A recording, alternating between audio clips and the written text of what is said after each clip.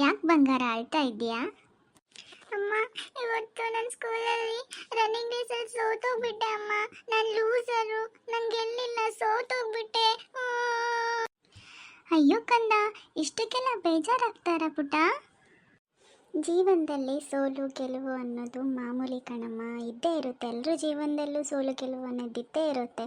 ಹಾಗಂತ ಈ ಥರ ಹತ್ಕೊಂಡು ಕುತ್ಕೊಂಡ್ರೆಲ್ಲ ಸರಿ ಹೋಗುತ್ತಾ? ನಾನು ಸೋತಿದ್ದಕ್ಕೆ ನಮ್ಮ ಫ್ರೆಂಡ್ಸ್ ಎಲ್ಲರೂ ನಗ್ತಿದ್ರು ಅಮ್ಮ. ನಾನು ಏನು ಮಾಡಲಿ? ಹೋಗ್ಲಿ ಬಿಡಮ್ಮ, ನಗ್ತಾರೆ, ಇವತ್ತು ನಗ್ತಾರೆ, ನಾಳೆ ನಿಂಗೆ ಗೆದ್ದರೆ ನಿನಗೆ ಅಪ್ರಿಷಿಯೇಟ್ ಮಾಡ್ತಾರೆ ಅಲ್ವಾ? ನಿನಗೆ ಇಷ್ಟು ಬೇಜಾರಾಗಿದ್ರೆ ಕೇಳು, ಒಂದು ಕತೆ ಹೇಳ್ತೀನಿ, ಅದನ್ನು ಕೇಳು. ಕತೆನಾ? ಓಕೆ ಅಮ್ಮ.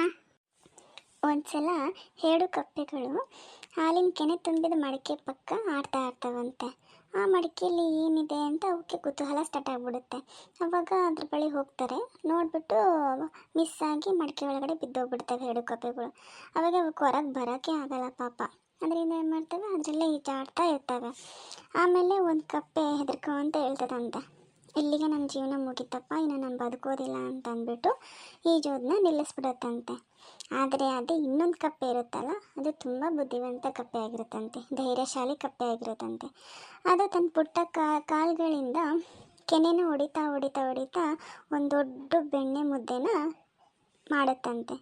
ಆವಾಗ ಬೆಣ್ಣೆ ಮುದ್ದೆನ ಹತ್ಬಿಟ್ಟು ಹೊರಗಡೆ ಬರುತ್ತಂತೆ. ಇದರಿಂದ ನಿಮ್ಗೇನು ಅರ್ಥ ಆಯ್ತು ಹೇಳು? ಅದು ಅಮ್ಮ, ಹೇಳ್ತೀನಿ ಕೇಳು. ನಾವ್ಯಾವತ್ತೂ ಧೈರ್ಯಶಾಲಿಯಾಗಿದ್ವಿ, ಬುದ್ಧಿವಂತರಾಗಿದ್ವಿ ಅಂತಂದರೆ ಎಂಥ ಕಷ್ಟದಿಂದ ಬೇಕಾದರೂ ಪಾರಾಗ್ತೀವಿ. ಅದೇ ನಮ್ಮ ಕೈಯಲ್ಲಿ ಆಗಲ್ಲ ಅಂತ ನಾವು ಹತ್ಕೊಂಡ್ವಿ ಅಂತಂದರೆ ನಮ್ಮ ಕೈಯಾಗ ಆಗೋದೇ ಇಲ್ಲ, ನಾವು ಲೂಸರ್ ಆಗ್ತೀವಿ. ಅದಕ್ಕೆ ಹೇಳೋದು, ನಮ್ಮ ಧೈರ್ಯನೇ ನಮಗೆ ಬಲ ಆಗಿರಬೇಕು. ನಮಗೆ ಕಾನ್ಫಿಡೆನ್ಸ್, ನಮ್ಮ ಮೇಲೆ ನಮಗೆ ಕಾನ್ಫಿಡೆನ್ಸ್ ಇರಬೇಕು. ಹೌದು ಅಮ್ಮ, ಥ್ಯಾಂಕ್ ಯು ಸೋ ಮಚ್. ನಿಮ್ಗೆ ಈ ಕತೆ ಹೇಳೋದಕ್ಕೆ ನನಗೆ ಗೊತ್ತಾಯಿತು. ಸೋತ್ವಿ ಅಂತ ಯಾವತ್ತೂ ನಾವು ನಾವು ಲೂಸರ್ ಅಂದ್ಕೊಂಡು ಕುತ್ಕೋಬಾರ್ದು. ಬದಲಿಗೆ ಸೋಲೆ ನಮ್ಮ ಗೆಲುವಿಗೆ ಮೆಟ್ಟಲು ಅಂತಂದು ಇವಾಗ ಗೊತ್ತಾಯಿತು ಅಮ್ಮ.